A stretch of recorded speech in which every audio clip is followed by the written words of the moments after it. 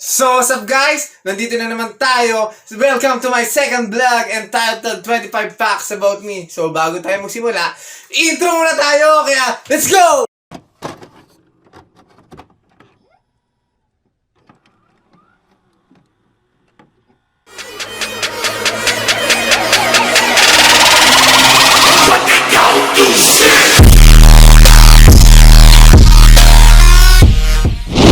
Hello guys! So, welcome to my second vlog. So, nakakatuwa lang dahil nakaabot tayo sa second vlog. Bago ako magsimula, gusto ko magpasalamat sa nagsuggest ng video na to na 25 Facts About Me. Maraming salamat sa iyo, Melo Ray Raangas. So, salamat sa iyo kapatid, binigyan mo ako ng idea. Sa mga nagsuggest naman dyan, maraming salamat din. So, itatry natin na i-vlog yan soon. Naisip ko lang rin kasi i-vlog tong 25 facts na to kasi gusto ko rin na after ng morning routine makilala nyo na ako ng lubusan kahit pa paano to sa 25 na ibibigay ko sa inyo.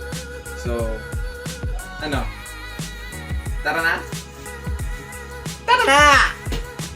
Hello guys!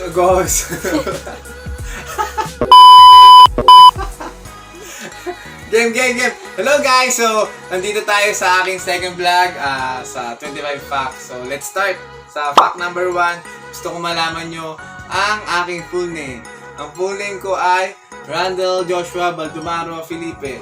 Editor Justin, pakilagay naman sa screen ang aking full name at right spelling. Kasi kadalasan po guys, namamali sila sa spelling ng aking pangalan. May laging letter E sa Randall ko, which is mali. Ang fact sa aking buhay, ang edad ko po ay 21 na. 21 na po ako, mukha lang ako 30 pero 21 na po ako. So, number 3, panganay po ako sa magkakapatid even though na meron na pong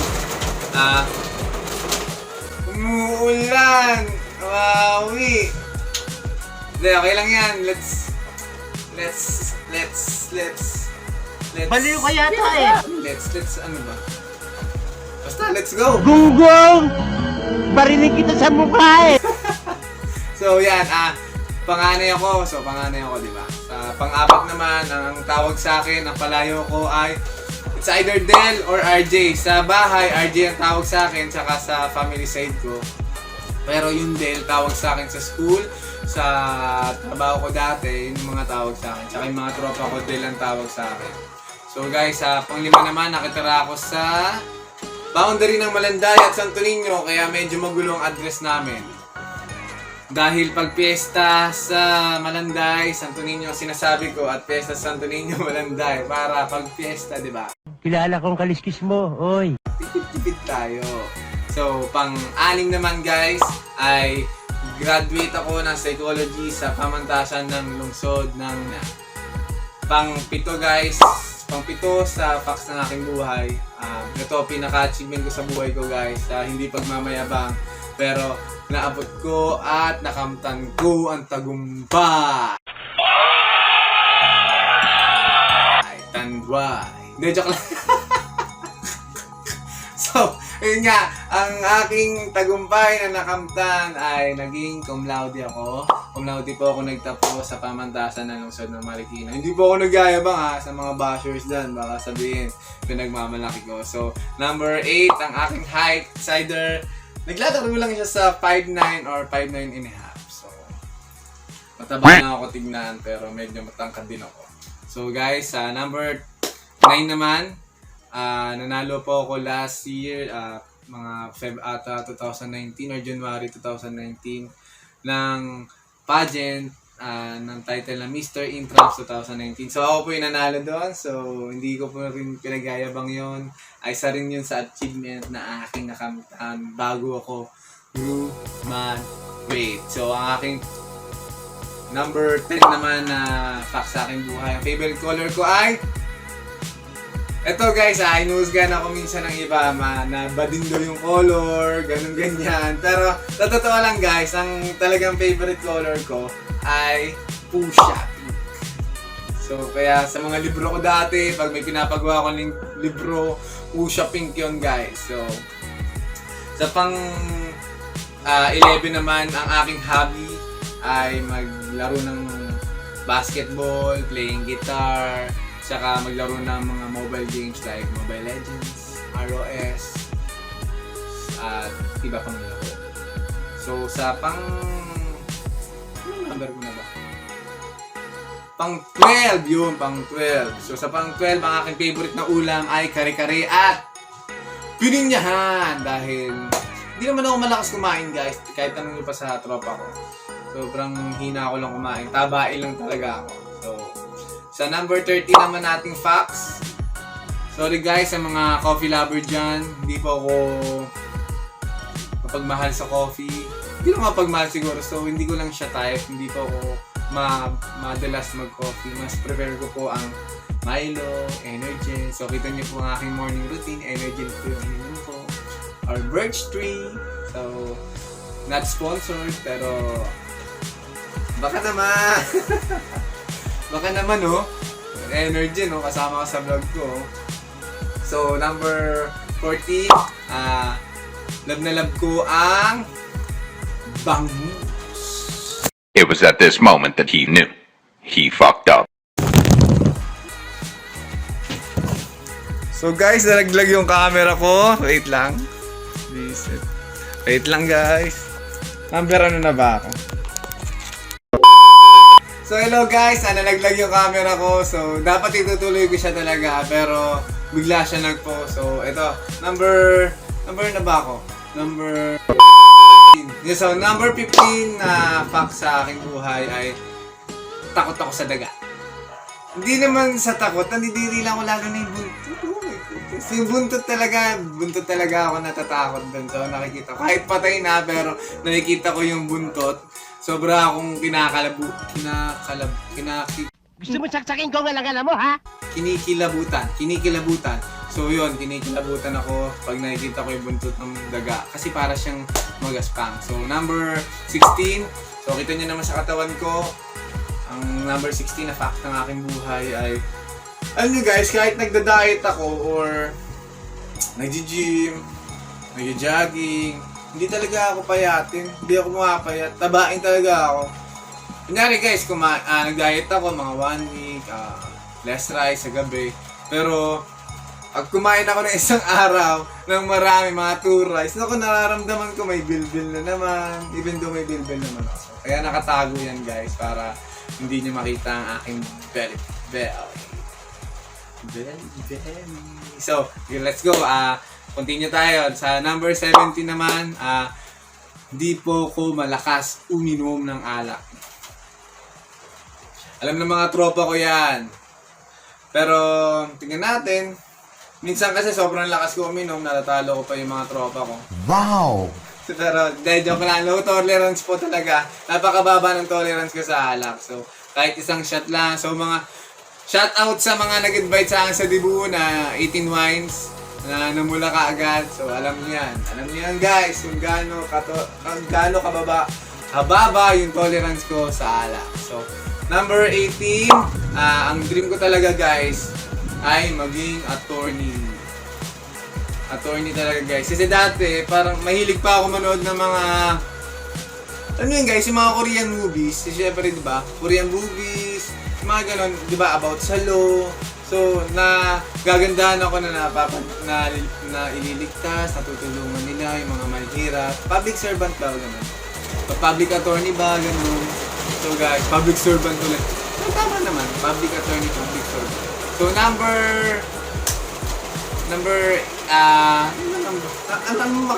kakalimutin na ako eh. Ang hirap na walang coffee eh. Akin na. So guys, ano na ako ng notes dahil nakakalimutan ko. So yun guys, number 18. Number 19. Alata naman, sobrang lakas ko po kumain.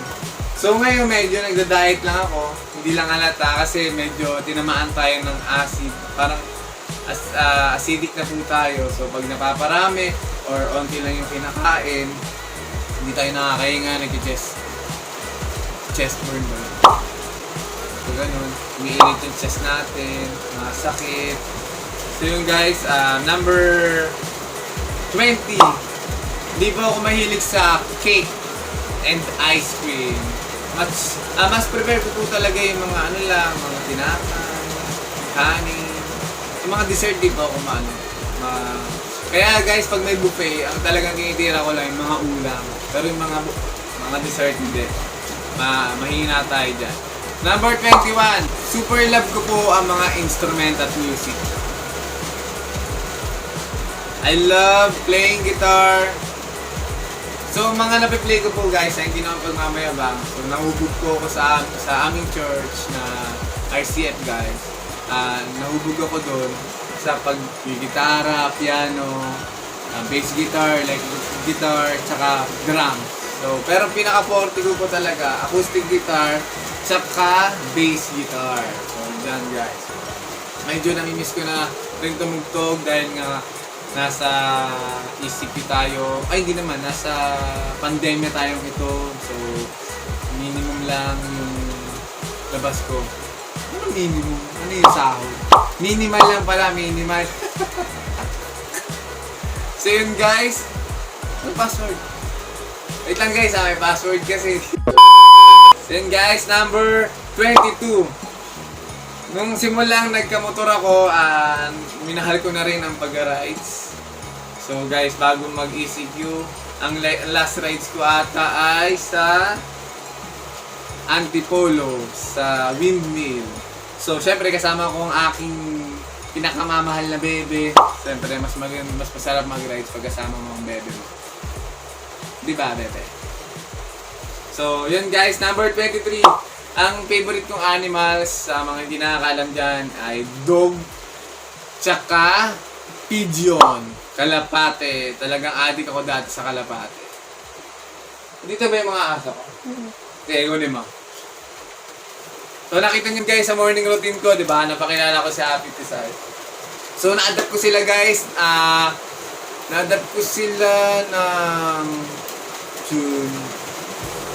June 13. So 2 months ko na silang na-adapt. 2 months sila pala nang binigay sa akin. So guys, isa Happy, come on.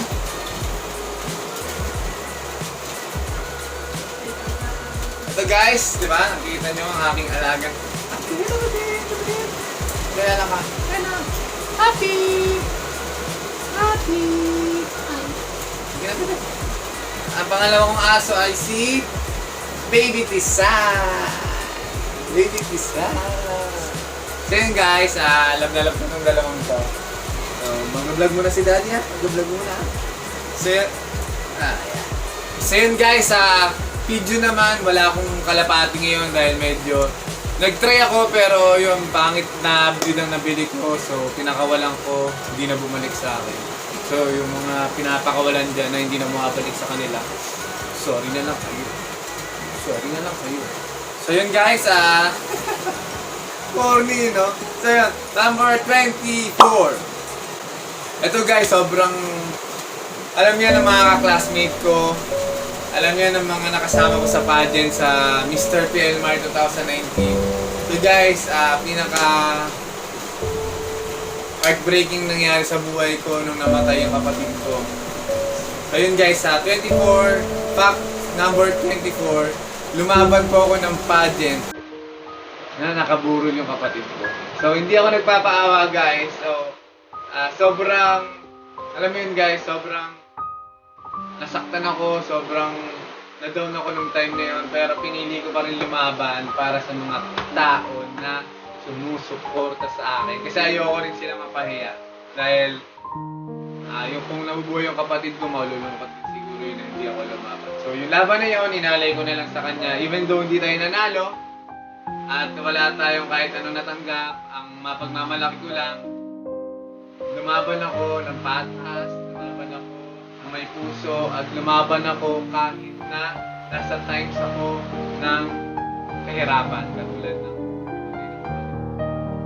yun guys, medyo nalulungkot ba kayo? Medyo masakit talaga yun sa akin guys, seriously. So yun guys, number 25.